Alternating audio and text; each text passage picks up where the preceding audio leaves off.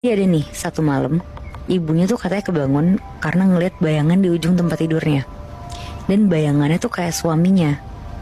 Cuma pas ibunya ini lagi ngedegesin matanya, tiba-tiba sosok bayangan ini tuh ngomong, "Kamulah yang aku inginkan."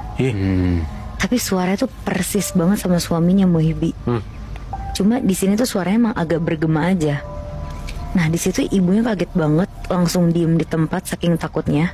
Dia nyoba buat manggil Rizky yang ada di kamar sebelah, tapi suara tuh nggak bisa keluar sama sekali.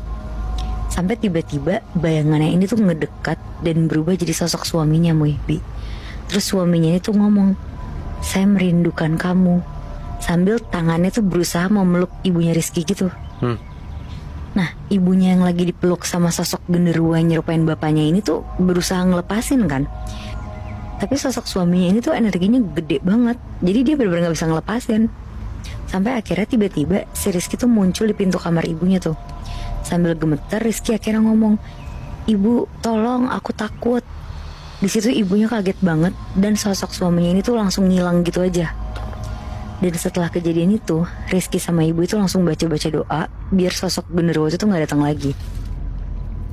Nah singkat cerita, pas kandungan ibunya Rizky udah lumayan gede Muhibi, sekitar jam 1 malam, ibunya Rizky ini tuh mimpi. Dia lagi tiduran, terus didatengin sosok suaminya yang bawa pisau dapur dan langsung ngerobek perut ibunya Rizky yang lumayan gede. Di mimpi itu ibunya gak bisa apa-apa, terus sosok suaminya ini tuh langsung ngambil janin yang ada di perutnya. Sambil darahnya tuh muncrat-muncrat kemana-mana gitu loh. Aduh gila banget. Sampai ibunya ini tuh langsung kebangun, terus dia ngos-ngosan gitu sambil megangin perutnya. Dan pas dia lihat ke perutnya Muhibi, perutnya yang tadi gede banget tiba-tiba kempes jadi kecil. Anjir.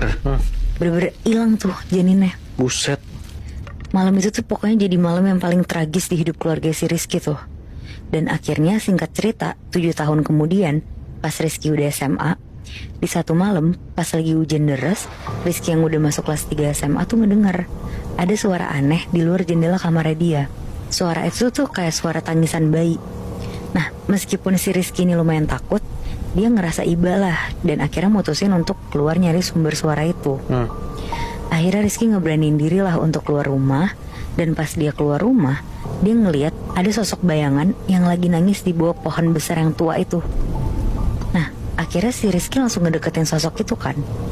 Dan pas bayangan itu nengok ke arahnya si Rizky kaget banget Muhibi. Dia tuh ngeliat kalau itu tuh bukan bayi yang lagi nangis, tapi ada anak perempuan kecil sekitar umur 5 tahunan lah, yang kelihatan pucat sama lemah. Rizky kaget banget Muhibi ngeliat